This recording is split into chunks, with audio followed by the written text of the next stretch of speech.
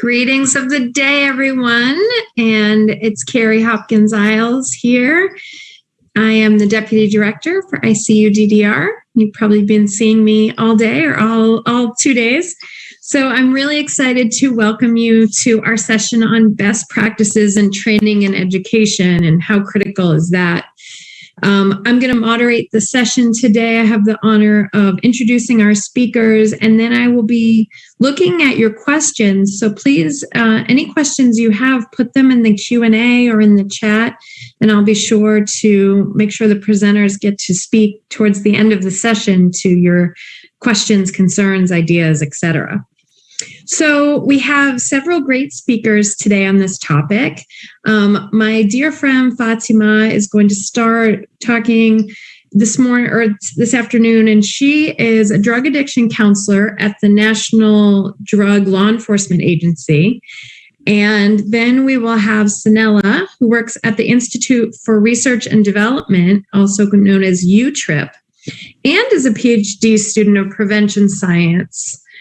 We also have Joan Amer, who's the lecturer at the Department of Pedagogy and Specific Didactics at the University of the Balearic Islands in Spain, and Maria Gomila, who is a lecturer at the same university. So we have a really diverse and wonderful group today, and I'm so excited that Fatima is going to start us off. She's one of my mentees, and we work together a great deal, and I'm excited to hear about the work that she's been doing in her part of the world. So I will give you the stage, dear. Good evening, everyone, or good morning, wherever we are, or good afternoon. Well, this is evening in Nigeria. My name is Fatima. And like Carrie said, I work at the National Drug Law Enforcement Agency here in Nigeria. I'm a drug addiction counselor. From 2019, we started the work. And this work had to do with the professional training and education of counselors, social workers, and other professionals who work in the field of addiction. And today I'm going to present to you the outcome of this training that we did for these professionals. Thank you very much for being here. Next slide, please. Introduction slide.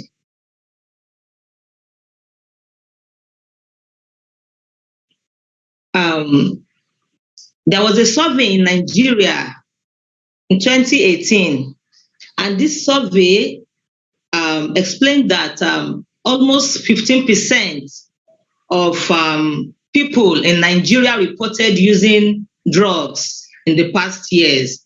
And this 15% was about 14 million adults who reported drug use. And when we compare this to the world prevalence of 5.6, you will agree with me that there is a high rate of drug prevalence in Nigeria. When we compare 14 million or 15% to 5.6% world record. So what happened? Nigeria is a limited resource country, and there was scarcity of treatment centers, scarcity of personnel to carry out treatment of people who use drugs. So what happened? People who engage in drug treatment, drug counseling, NGOs and all that, and other professionals. So what we did was to create awareness among stakeholders in the community so that they will embrace and emulate evidence-based practices. So we thought there was need to train workers. There was need to create awareness among people who are professionals, who are on the field. So that when we train them about the code of ethics, they will have evidence-based capacity to be able to put people to the right path. And in 2019, Nigerian government clamped down on people who are doing unprofessional practices. So this is one of the reasons why we went out, to do this training to counselors, and other professionals who work in the field of drug treatment. The next slide, please.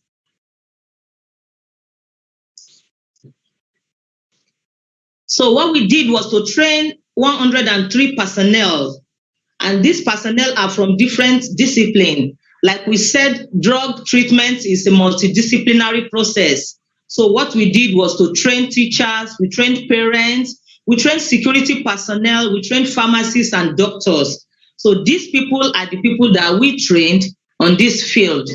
So we categorize these people into 4 categories. The specialists are the professional counselors and social workers, and the occasional professionals are doctors, nurses, and engineers. We also have volunteers who are the parents and the students, and also we have teachers, clergymen, and security men. Next slide, please. We have 53% of male and 47% of female. And these people came from diverse qualification, like secondary education, which is 15%. We have people who have diploma, who have 34%. And we have university graduates who are 51%. Next slide.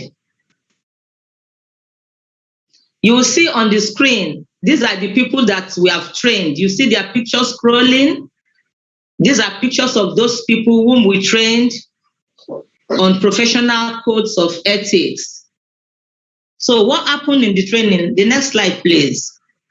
On the training outcome, we did a pre-test to know what was the knowledge, the pre-knowledge they have before the training, and we did a post-test after to compare the 2 results.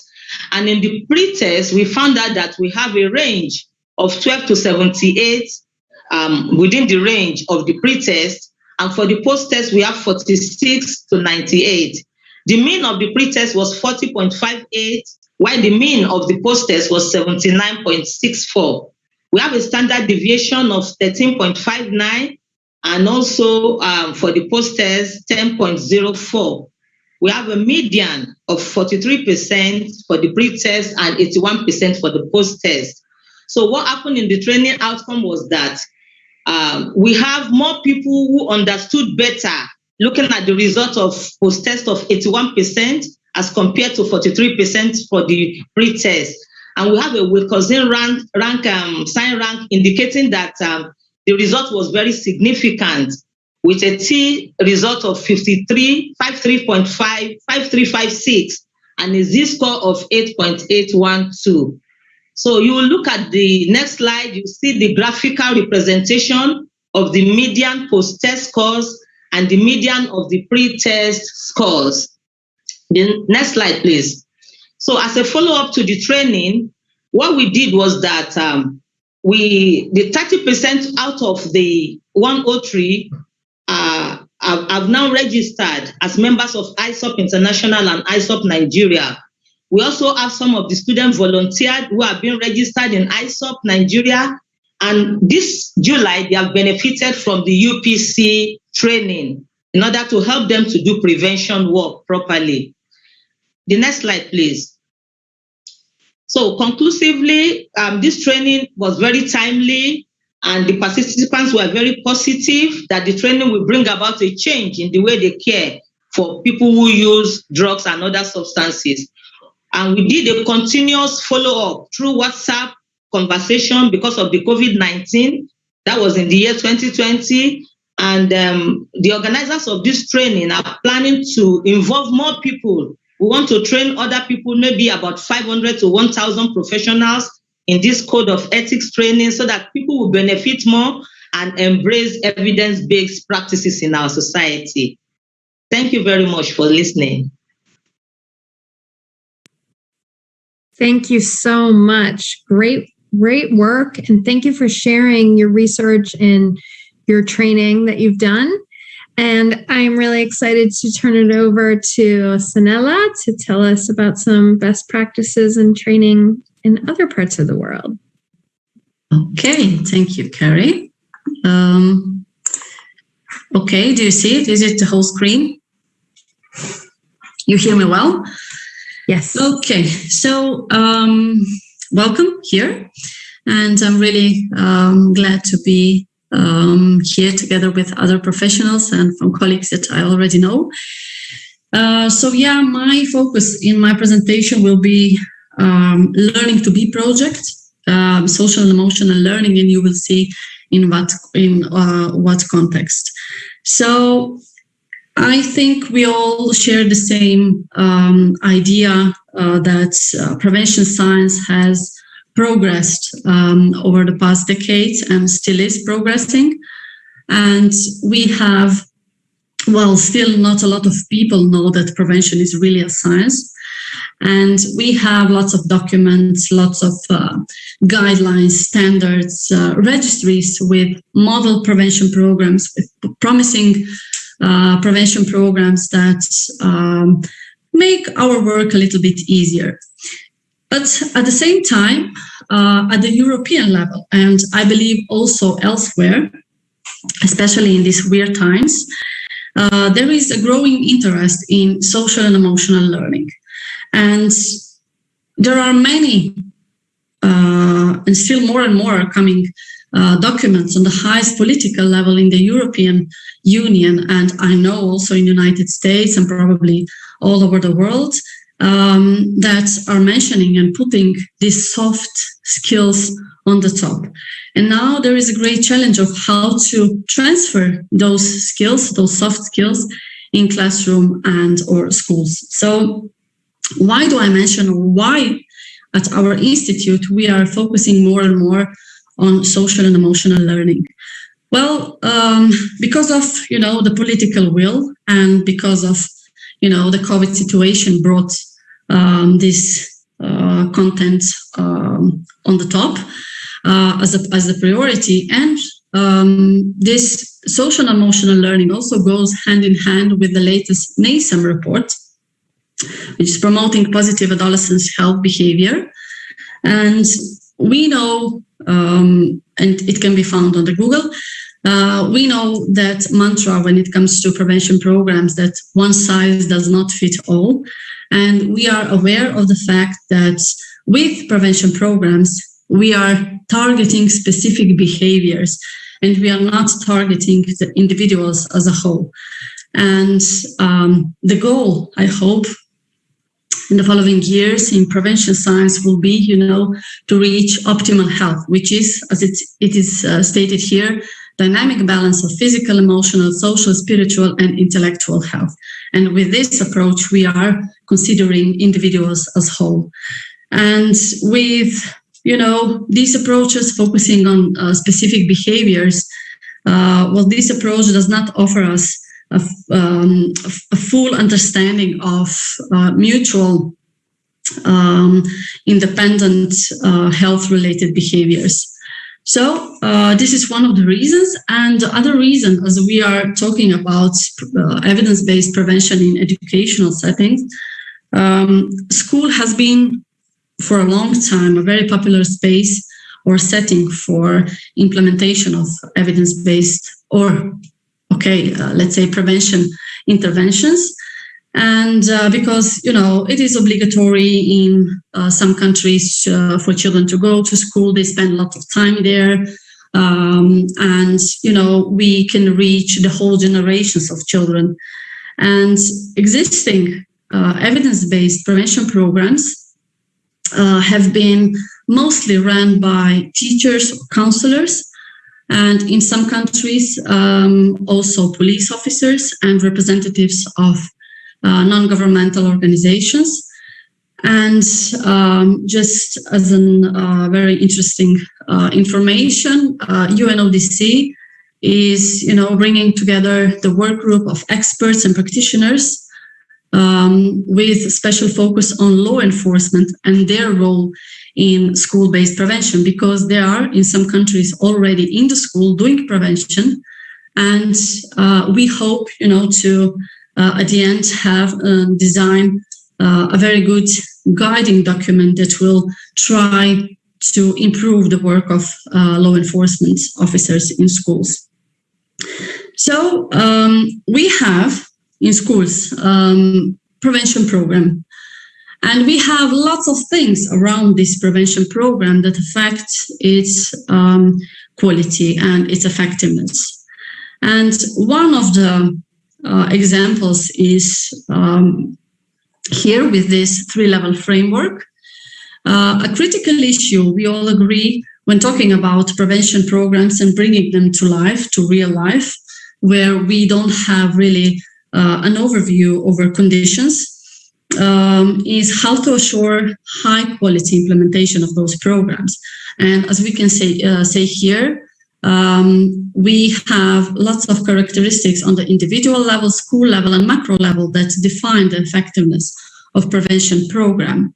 And individual level is in the report that you can, or the article that you can find also on Google, are the professional characteristics, intervention perception and attitudes, psychological characteristics, etc. So if we go further, also Jennings and Mark Greenberg emphasize the importance of the teacher, of their social and emotional competence and well-being, and how this affects the supportive teacher-student relationships, effective classroom management, effective social and emotional implementation, or we can say effective implementation of substance use prevention programs, etc.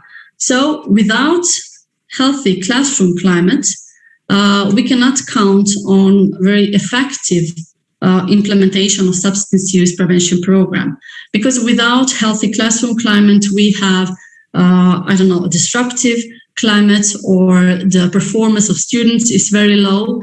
And on the long term, this can lead to teachers' burnout. And this is not a really good base or good ground for evidence-based prevention programs, because as we know, those require additional time and energy for teachers. So that's why we joined the European project with the title of Learning to Be, in which we developed practices and methodologies for assessing social, emotional, and health skills, because we wanted to prepare classrooms in order, when we later bring substance use prevention programs, that those are more effective. And the main target groups of the project were teachers and, of course, their students. And we decided for 2 age groups of those students, from 9 to 11 and 13 to 14. So we searched for national curricula frameworks in 5 different countries, European countries, and we saw that social and emotional learning is mentioned in important papers, in important documents, but on the ground, in practice, we found out from the teachers that they don't know how to do it in practice, and they don't know how to assess it properly. So we developed within a year a model for social and emotional learning that includes those key elements. So self-competencies, this was not a hard job to do, because you probably heard of Cassell framework. And then we added self-standards and descriptors of success, which was already something that existed from Illinois. Based on that, we developed recommendations for teaching and learning. And of course, we gathered together some tools for teachers and students in order to assess those skills. So we came up with 11 methods, teaching strategies that can be used every day in school, no matter what subject the teacher is teaching. And nothing new. I'm pretty sure that you have heard at least of all those strategies, like setting learning goals, think, pair, share, group work, kinesthetic activities, reflection, feedback, etc. And all of these, we have developed a toolkit, and all of these methods are really very well described. When can those be used, the overall description, detailed instruction, example activities, and how those strategies are connected with STEL standards and relevant strategy of formative assessment. Yes, the thing is that all strategies are very well known to teachers, but mostly, in many cases, teachers are not aware of all processes behind those strategies. And it took us several months, to work on these strategies and to increase the literacy in this field. And beside that, we equip them with really simple assessment methods and practices that are easy to use, to understand. They don't require lots of time, because we know that teachers don't have time, and also tools that involve children to take an active part in the assessment process. So we developed these tools at different levels: student, classroom, teacher level, and school level. So shortly about the results, our main article will be published in Frontier. We just found out this week. And one of the articles that came out of this project was, based on a thematic analysis, because we were monitoring, the process in 4 months when teachers were using those strategies. And we found out that at the beginning of the intervention, teachers were, describing or putting as a goal only general statements, and like, I expected I will see more cooperation between students, or I will be able to see better relationship. This is general, because this has little indicators that are measurable and observable. But 4 months after implementing teaching strategies, teachers reported rather on their personal and professional gains than provided general statements. So, for example, they were able to observe in themselves how they use the strategies to calm them down, to to engage more students, homeworks, and everything within the class was done in time. There was no disruptive behavior, etc. So only in 4 months, which is really little time for this. So one of the conclusions regarding this thematic analysis was that teachers improved self-reflection is the premise for them to consider evidence of students' self-skill development. We also did a data collection and had this pre and post test and comparison and intervention group. And at the end, when we were looking at country by country, we didn't find any significant changes. But when looking at students all together, then we saw statistically significant positive change in the reports regarding self-awareness and self-management, but only in younger groups, in intervention group, of course. And similar development was found in problem behavior, also in younger group. So the whole, which is in a way logical, because the whole project was not about improving social and emotional skills, but the assessment of those skills, because teachers lack those knowledge. And only recognizing and reflecting on social and emotional skill is, I guess, or we think, first step toward developing those skills. And we think this is a very good starting point for the future learning of those skills, and maybe to work towards more concrete teaching of social and emotional learning. So based on what we found out in Learning to Be project, we decided to follow it. And now we are in the project of Teaching to Be, which has a similar logo. And in this project, we are developing an online course, which is based on gamification for teachers and their professional growth and well-being in the field of social and emotional learning. It will be based on self-regulated learning, which means that they will be able to choose where they want to improve whatever they want. So if you agree, I will show you the little teaser.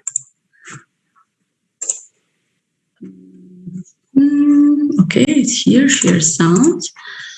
I hope I will be able to. Okay.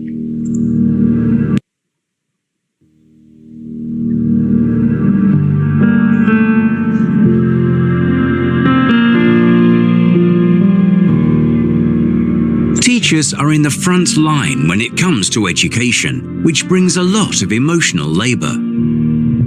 Teachers' stress and burnout are major concerns all over Europe, causing serious challenges to teachers' health and the school systems.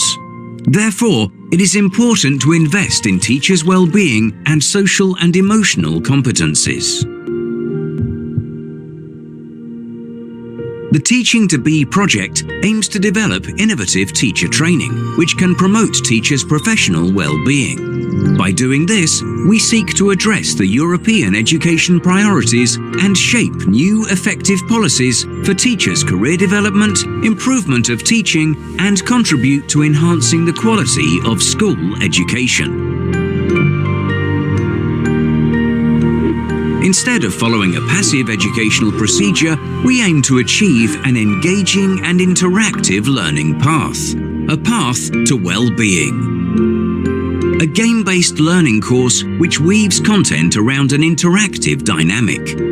This allows teachers to learn while playing, exploring and discovering at their own pace, and ensuring comprehension is effective. A learning process where teachers have to play to learn, develop and achieve specific objectives, take decisions, and experience the consequences of those actions. The Wellbeing course is combined with a gamified educational narrative where the learners are completely immersed in the storyline.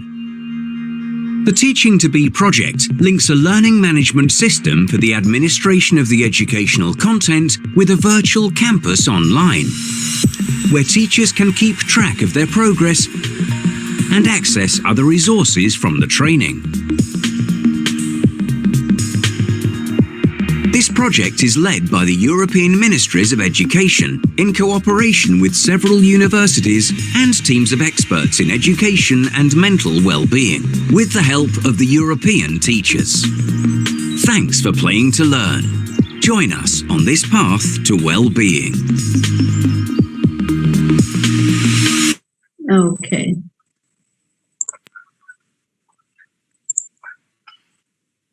So that was all from my side, from totally another angle.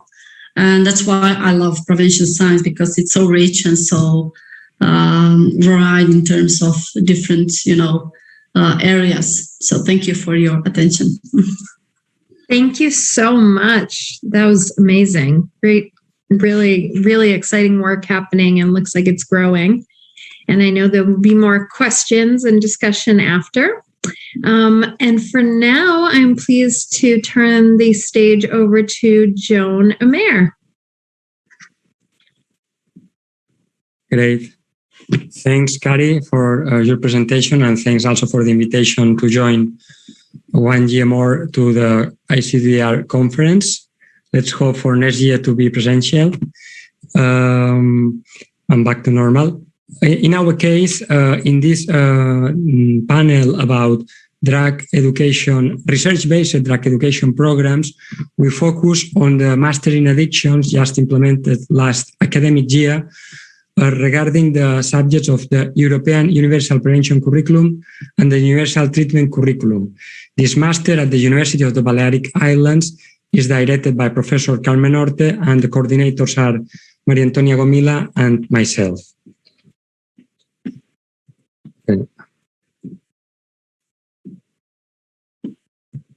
Okay, moving to the structure, to the core modules that accounts for this master, which it has a total of 60 credits of the European System of Credits, ECTS, European Credits Transfer System.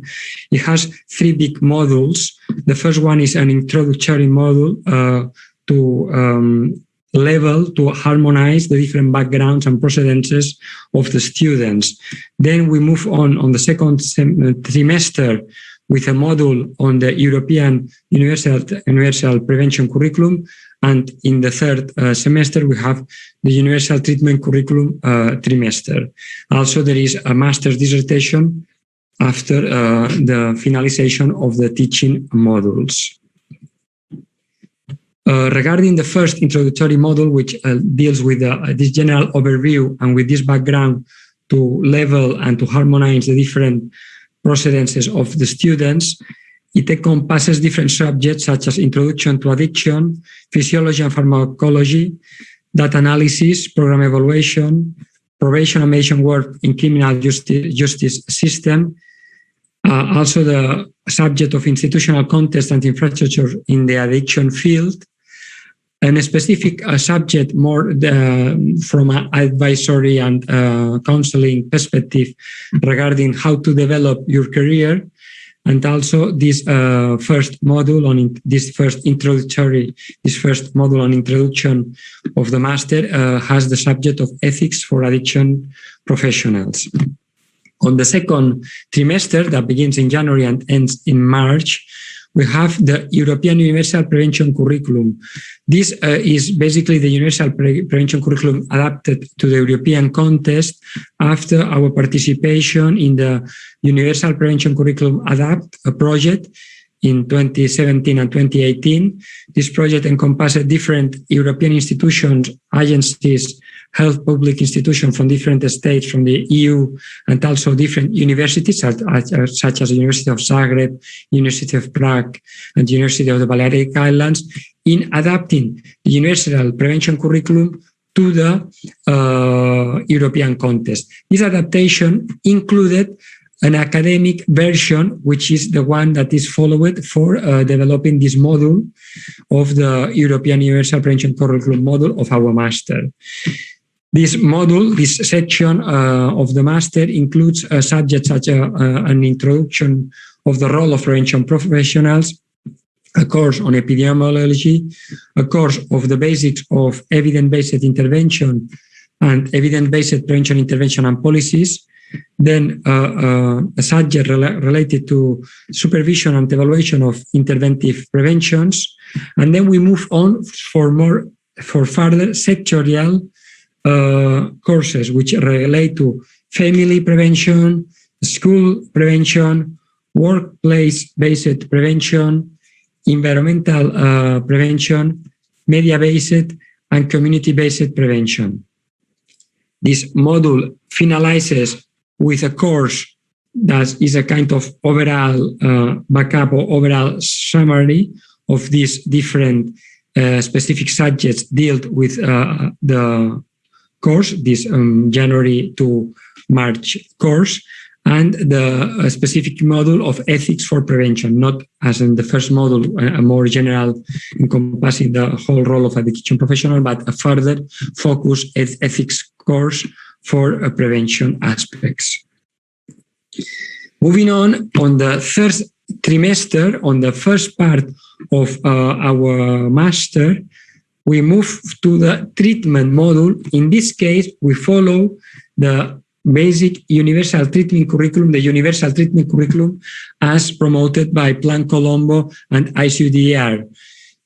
For the adaptation to an academic setting, for the adaptation to a university context, we developed the handbooks, adding readings, activities for a master level, for a university level, with following the premise, following the compromise of cutting-edge research and cutting-edge contents in the field. What it consists of this UTC module, it follows the standards with the treatment for substance use disorders course, then a course of common co-occurring mental and medical disorders, a course on basic counseling skills, another course on in screening, assessment and treatment, another course of case management, another one on crisis intervention, and then another one on specific populations. Then we have this master dissertation, which is the final master dissertation and includes a preparatory course, a prep course. What is important about this master, once we have seen the structure, once we have seen the outline of the basic contents, is the key features, what are the basic aspects, what are the basics that we have to consider after the experience of the design and implementation.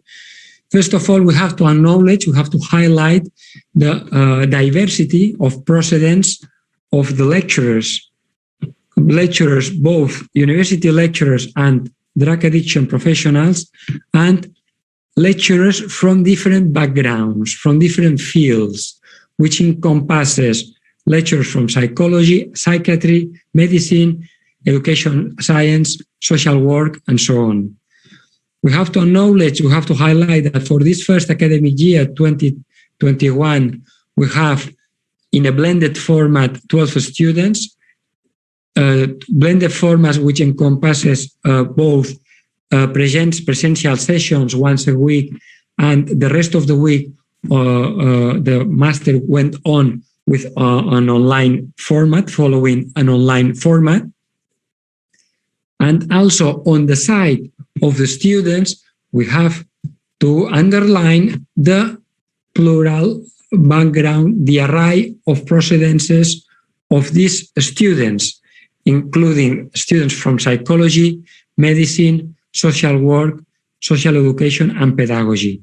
We have also to stress the fact that most of them are working already in addiction entities, in addiction institutions, and they afford this master as improvement of their career, professional career already taking already on. No? This career is already on, but they move to an academic master to improve their skills, to improve their background, to improve their curriculum.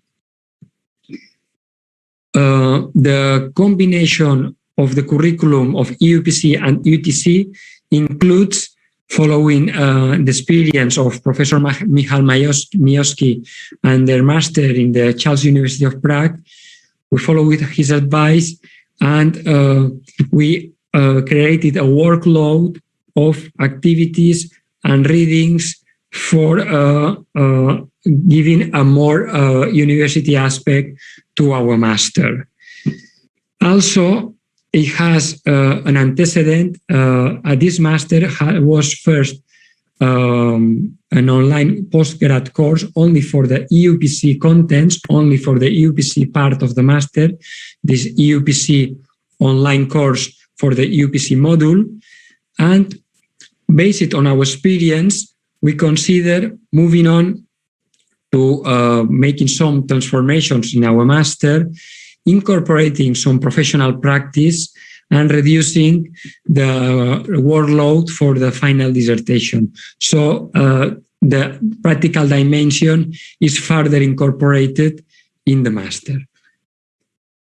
Specific reflections and practices to sport for all the masters and for all the drug education programs which are research-based.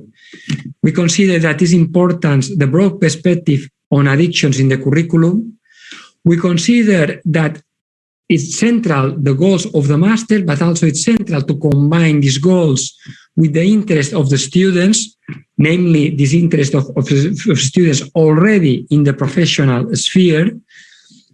Also, we consider that at the beginning of the master, we have to raise awareness within the students about the workload of the master, so they can organize better their work, the balance between work and the students and the study and their lives.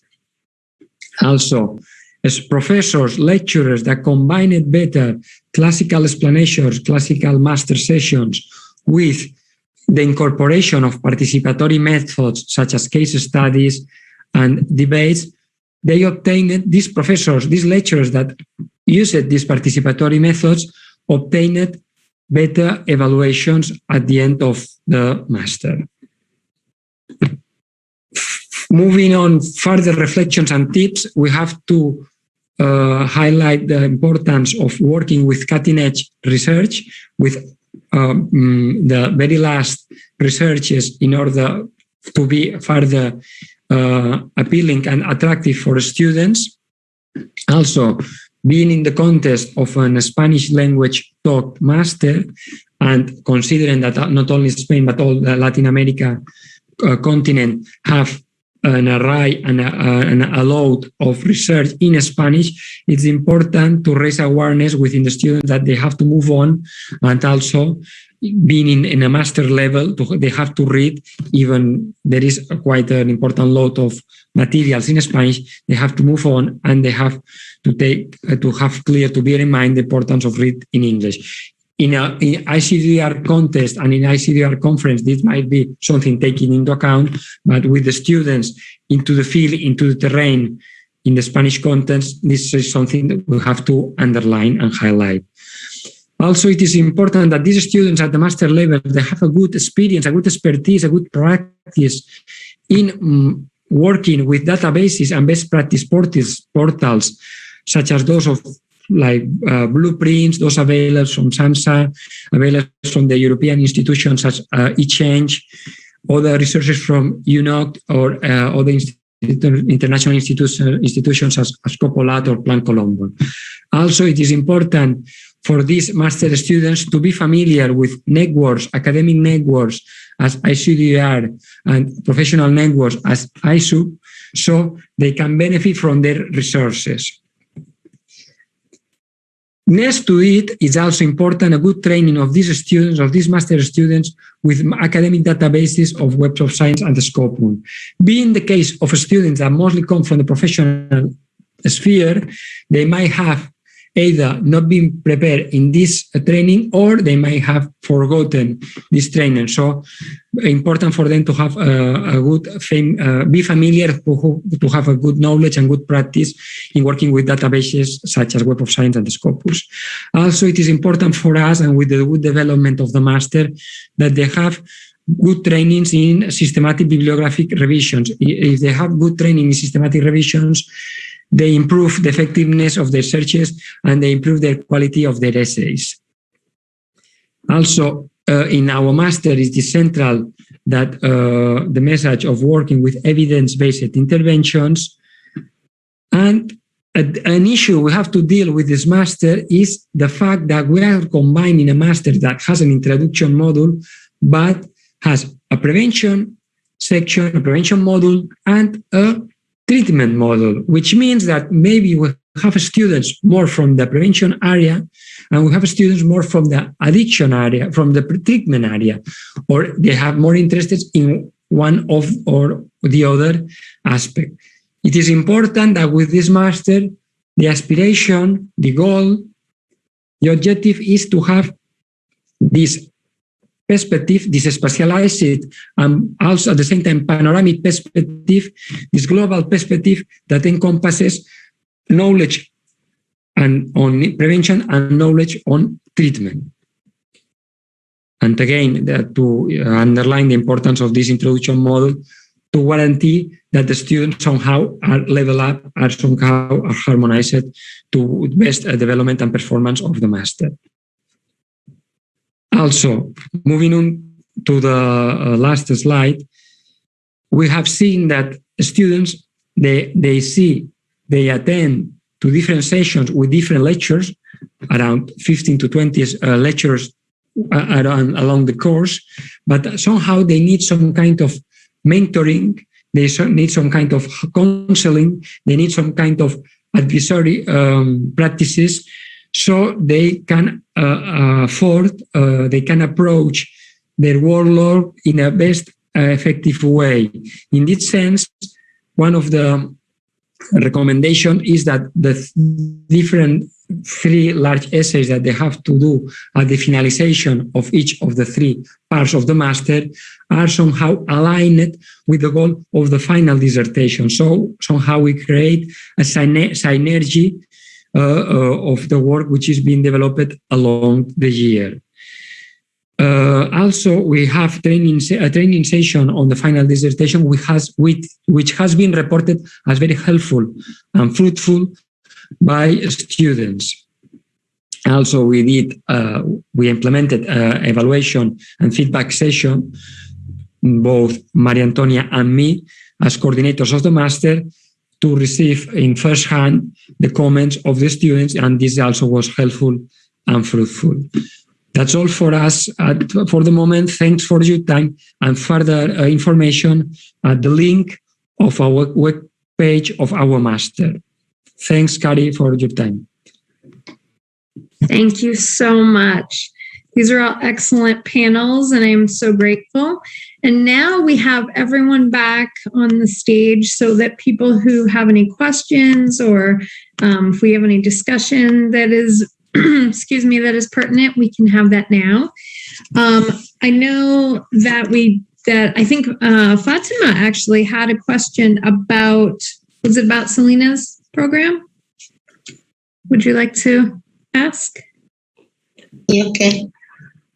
I was trying to ask if the program was part of the school curriculum, because here in Nigeria, prevention programs in school is part of the school curriculum. The teachers are supposed to teach the children. They think the teachers are in better position to teach the children prevention rather than doing it as a separate course. So I was trying to ask her if that was the same thing from her side.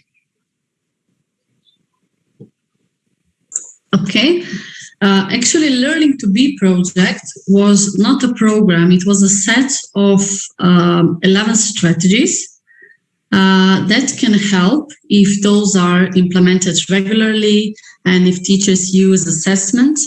Those were kind of used to promote a better classroom climate, which is a good ground for prevention programs. These programs that can be found in registries that are structured, manualized, etc. So we were just preparing the ground because we have many school-based prevention programs and those are not part of the curriculum. Teachers need to find time for it, support from the principal, etc. So this is also one task that our institute is very active in advocacy, in trying to convince our Ministry of Education that they should dedicate some time also for prevention programs. Excellent. Great. Thank you so much. So I was hoping that each of the panelists we could go around and you could share maybe a key lesson learned from what you've been working on. Like, what is one of the most important things that you would like people to walk away from this session with? So I don't know who's feeling feisty. Fatima, you ready? Go. Yes. Yeah, I want to let people know that in Nigeria, we have inadequate treatment centers. So some professionals like us, and we have few professionals also. So some few professionals like us always go to the local people, to the community level to train people, because everyone wants to be involved in treating people who use drugs and they don't know how to do it. So because of these inadequacies, we want to train people at the local level, at the community level, at least about some ethics, so that they will know how to handle people who use drugs in an evidence-based manner, so that they don't just treat people anyhow. They don't torture, they don't beat. They are supposed to take people who use drugs as part of them, treat them with love. So this is what I want us to take home. Great. So it seems to me that there's a few things from what you're sharing. Obviously the ethical treatment, but then people being trained, and understanding that this is, it's not just for anyone to do. So make it, and I'm really glad you brought that up from a cultural perspective, because some places may not have that as an issue.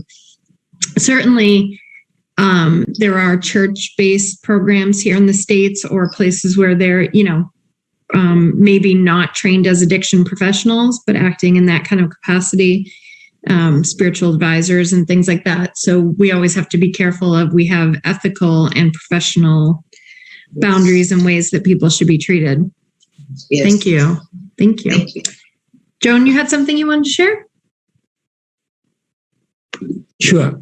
Basically, and maybe Maria Antònia want to add on this, I think it's very important communication with the students, because we have a research-based education program, which is very well designed, very well thought, with a work from a European project, with a work of the Plan Colombo, with a work of all the bureaucratic process within our university to validate as a master course in our university.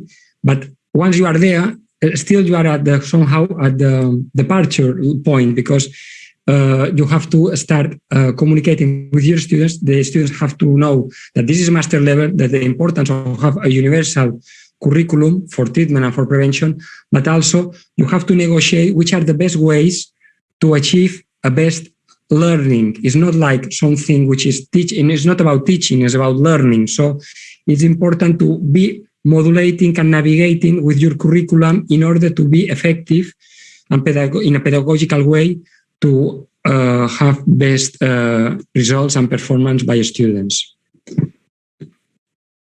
Maria Antònia, you want to add something? Yes, hello. I just want to add that the fact that the older students were from different disciplines were very rich and help us very much on the construction of the day-by-day methodology, or the classes methodology, because they added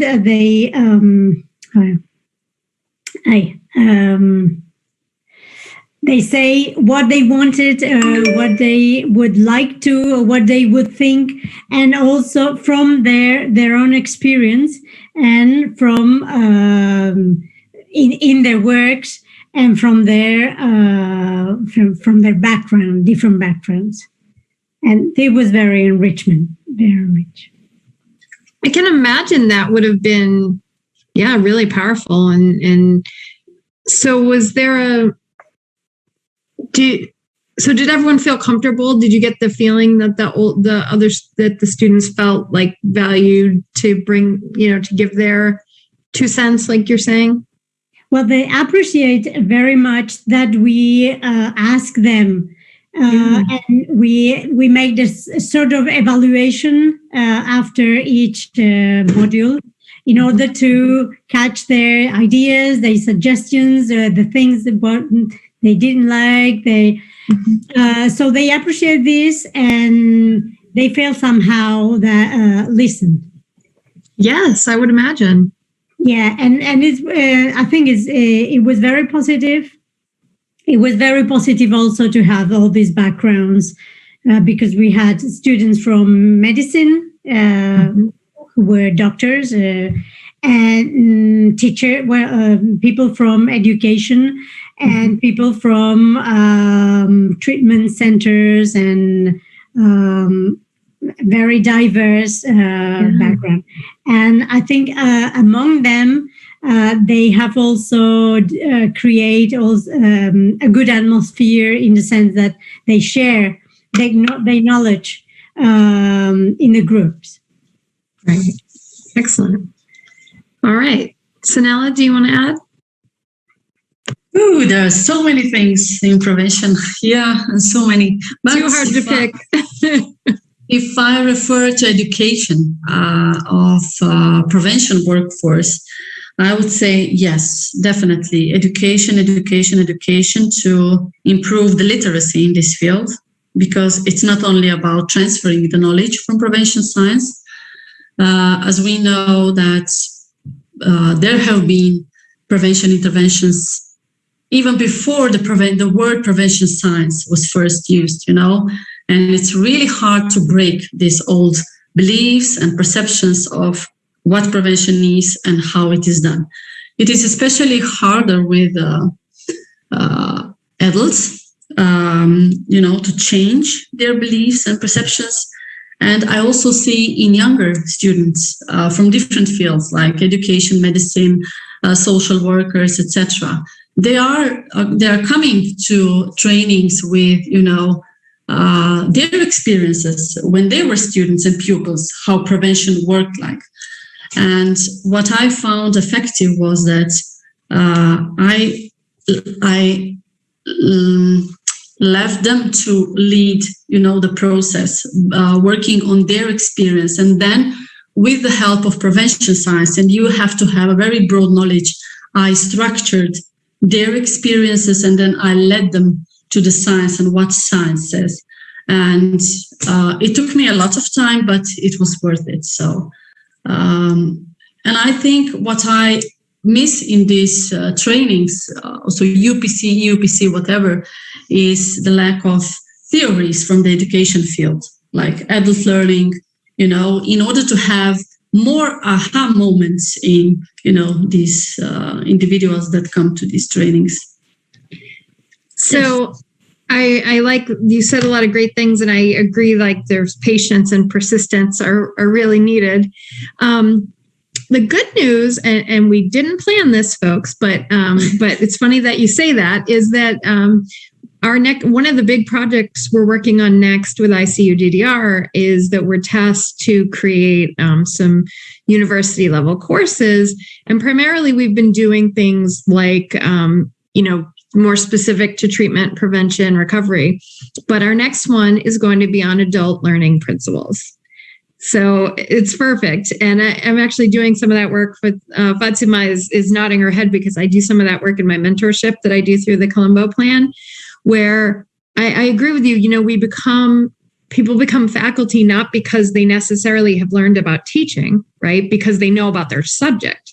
And so I've been delving, in the last month or so into these, how do you make adult learning relevant and self-directed, and how do you motivate the adult learner and all of that. So the good news is we're working on it, and we'll be putting that, and it'll be, free for universities to use as they see fit once we get it going. So, So on that note, that was just too perfect. I think I'm going to wrap it up and say thank you to our amazing presenters.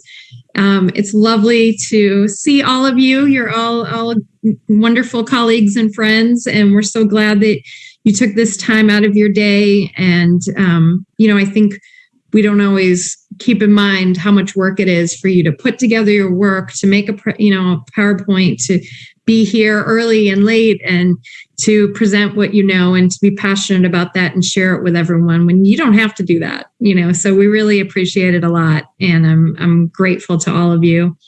And I hope that I will see both presenters and the rest and audience members in our next master classes this afternoon. They will, I guarantee they're going to be interesting. I'm excited to sit in for the afternoon. So thank you to everyone. Thank you. Thank you, Carrie. Take care.